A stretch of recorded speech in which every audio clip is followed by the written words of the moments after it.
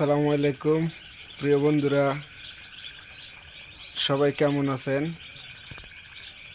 তো আজকে আপনাদেরকে আমি দেখাবো। আপনারা ইতিমধ্যে দেখতে পাচ্তেছেন এখানে বোর্ডিংয়ের ভিতরে কিছু ব্রয়লার মুরগির বাচ্চা আছে। তো আজকে আমি নিয়ে আসলাম এই বাচ্চাগুলো।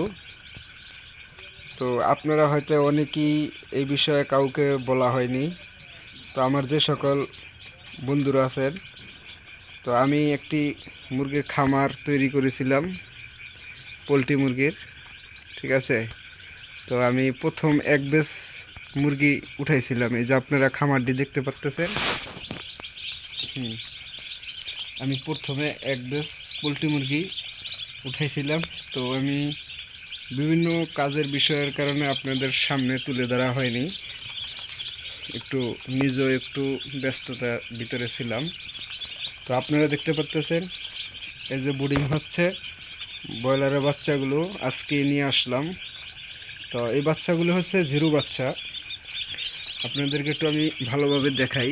এই যে দেখেন, আপনারা দেখতে পাচ্ছেন এগুলো হচ্ছে একদম জিরো বাচ্চা, অর্থাৎ এগুলোর বয়স অনলি একদিন হয়েছে। তো আজকে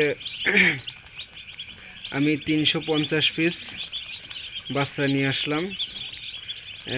এগুলোকে অবশ্যই পানি দেওয়া হয়েছে, পানির সাথে কিছু মেডিসিন দেওয়া হয়েছে।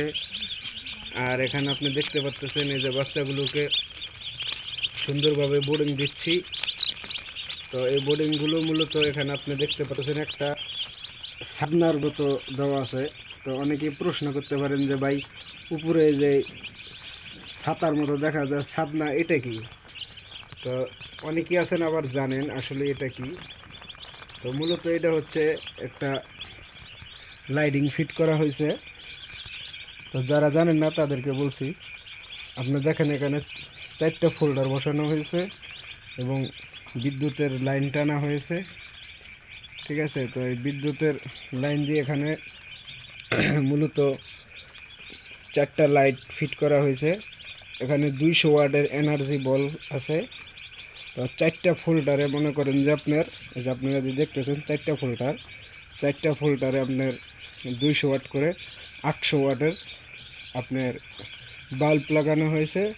এটা হচ্ছে আপনার লাল লাইটিংগুলো, যেটার মাধ্যমে, এটা কোনো এনার্জি বাল্ব না, এটা 200 ওয়াটের তাপ দেওয়ার জন্য, অর্থাৎ এই জিরো বাচ্চাগুলোকে তাপ দেওয়া লাগে। আপনাদেরকে একদম সহজ ভাষায় যদি আমি বলি, তো সেটা হচ্ছে যে কোনো সন্তান বলেন মায়ের গর্ভ থেকে আসলে যেমন 1 সপ্তাহ বা 15 দিনের জন্য গোসল করানো যায় না এবং ঠান্ডা ফ্যান কোনো কিছু ব্যবহার করা যায় না, ঠিক তেমনি দেখবেন মুরগির বাচ্চা যখন মা ডিম ফুটে বাইরে নিয়ে আসে তখন কিন্তু বাচ্চা বাইরে বেশি সময় থাকে না, বেশিরভাগই আপনার মায়ের কোলের ভিতরে থাকে। তো মূলত মনে করেন যে বাচ্চাগুলো তো কারেন্টের সাহায্যে মেশিনে ফুটানো হয় ব্রয়লারের বাচ্চা। তো এগুলোর পর্যাপ্ত পরিমাণ তাপ দেওয়া লাগে এগুলোর নাভি শুকানোর জন্য 3 থেকে 7 দিনের জন্য। সর্বনিম্ন হলো যে আপনার 3 দিন যদি পর্যাপ্ত পরিমাণ গরম থাকে, আর আবহাওয়া যদি ঠান্ডা থাকে সেক্ষেত্রে 7 দিন এগুলোকে তাপ দেওয়া প্রয়োজন হয়। তো মূলত আমি এই প্রথম পোলট্রি মুরগির খামার দিয়েছি। তো আমি প্রথম এক বেচ মুরগি বিক্রি করেছি। যেহেতু আমি নতুন, এই জন্য বাচ্চা আমি কম উঠাই। কারণ যারাই পোলট্রি মুরগি খামার করবেন আপনারা সবসময় সতর্ক থাকবেন। ছোট করে একটি সর্বপ্রথম যারা নতুন একেবারে খামার করার চেষ্টা করবেন, আপনারা বেশি মুরগি নিয়ে খামার করার চেষ্টা করবেন না, নয়তো আপনারা অনেক ক্ষতিগ্রস্ত হতে পারেন। তো আমি প্রথম বেজে আলহামদুলিল্লাহ মোটামুটি আমি সীমিত লাভ পেয়েছি, কারণ অত্যন্ত ঝড় বন্যা ছিল, তার ভিতরে আমি একটু বাজারটা কম পেয়েছি। তো আশা করি এই বেজে আমি ইনশাল্লাহ লাভবান হব আরও বেশ কিছু। তো গত প্রথম বেজে আমি যা লাভবান হয়েছি তার চেয়ে বেশি লাভবান হব। এই যে দেখেন খুব সুন্দর করে খাবার খেতেছে। তো এই জিরো বাচ্চাগুলোকে আপনি মূলত খাবার দিতে হবে আপনার পেপারের উপরে। দেখেন আপনি, এটা পেপার দেওয়া আছে, এই যে পেপার দেখতে পাচ্ছেন আপনারা। এই পেপারের নিচে আছে ভুসি, এই ভুসির নিচে দিয়ে উপরে পেপারের উপরে বাচ্চা ছাড়া হয়েছে। তো যেগুলো জিরো বাচ্চা 2 থেকে 3 দিন পেপারের উপরে আপনার খাবার দিতে হবে। এগুলো পাত্র থেকে মূলত খাবার খেতে পারে না, ঠিক আছে? তো আপনারা আমার জন্য দোয়া করবেন।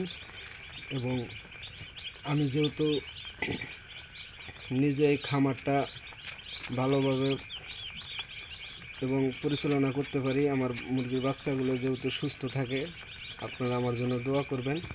আর কেউ যদি পোলট্রি মুরগির খামার দেওয়ার আগ্রহ থাকে, যদি কোনো পরামর্শ প্রয়োজন হয়, আমি নতুন খামারি হিসাবে যতটুকু সম্ভব আমার এখানে যেসব বন্ধুরা আছেন আপনাদেরকে সাপোর্ট করব ইনশাল্লাহ।